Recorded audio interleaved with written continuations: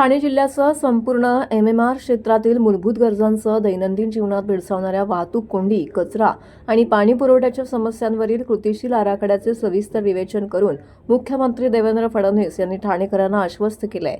राजकारण विषयक पर्यावरणपूरक विकासाचे व्हिजन मांडून मुख्यमंत्री फडणवीस यांनी भविष्यातील शहराची रूपरेषा आकडेवारीसह उलगडली।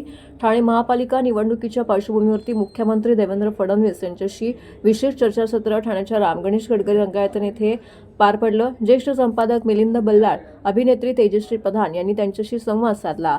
यावेळी भारतीय जनता पार्टीचे प्रदेशाध्यक्ष रवींद्र चव्हाण, आमदार संजय केळकर, आमदार ॲडव्होकेट निरंजन डावकरे, प्रदेश सचिव माधवी देसाई, भाजप जिल्हा अध्यक्ष संदीप लेले इत्यादींसह अनेक पदाधिकारी उपस्थित होते।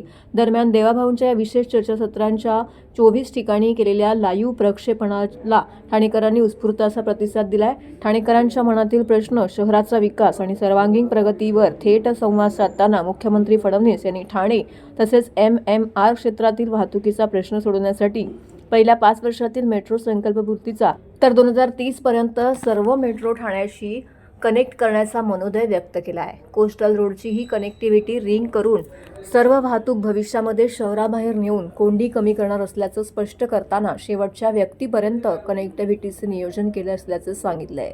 घनकचऱ्याच्या आणि डम्पिंगच्या समस्येवरती त्यांनी भविष्यातील उपाय सांगताना देशाचे पंतप्रधान नरेंद्र मोदी यांच्या व्हिजननुसार पुढील 3-4 वर्षामध्ये सर्व डम्पिंग बंद करून बायो मायनिंग प्रकल्प सुरू करणार असल्याचं सांगितलं आहे।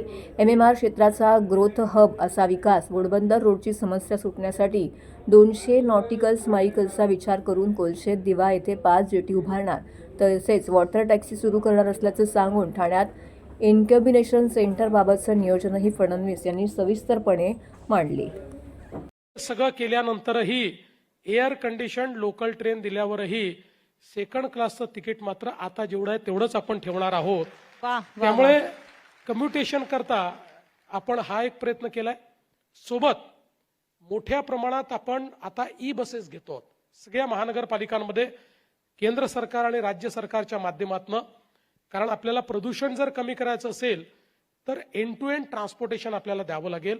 त्यामुळे ते प्रदूषण कमी करण्याचा प्रयत्न आपण या ठिकाणी चालू केलेला आहे। ई बसेसने आपण जोडतो आणि यातला तिसरा टप्पा काय आहे?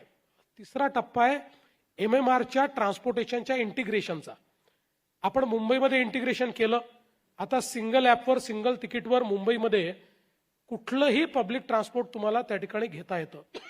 आता पुढच्या टप्प्यामध्ये आम्ही एमएमआरची सिंगल अथॉरिटी केली आहे।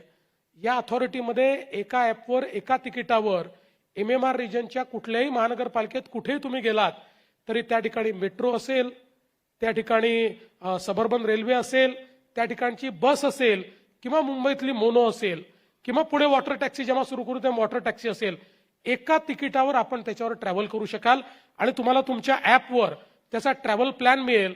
म्हणजे नियरेस्ट तुमच्या जवळ कुठल्या प्रकारचं पब्लिक ट्रान्सपोर्ट आहे आणि तिथनं तुम्हाला कुठे इंटरचेंज करायचं आहे अशा पद्धतीनं इंटिग्रेशन जे आहे हे इंटिग्रेशन आपण केलेलं आहे।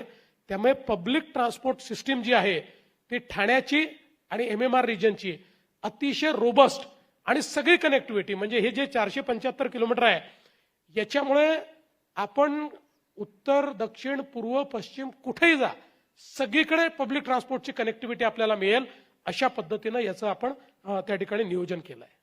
वा वा वा।